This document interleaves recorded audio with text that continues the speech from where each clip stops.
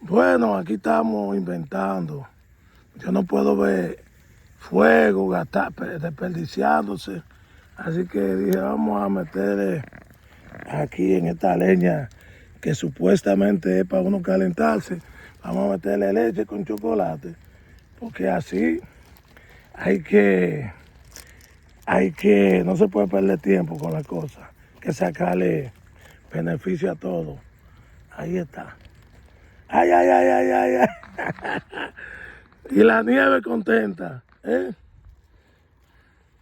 Y Chichita incómoda con el humo. Aquí no está dando tanta Ya está, ahí está, la leche con chocolate. Todavía ahí se cocina un par de cosas. Hasta un mondongo se hace ahí. Un sancocho, una vaina. Ya ustedes saben. una sopa. Que vengan. Para que le demos los que tienen deseo de beberse su chocolate. Que vengan. Que vengan. Vengan todos.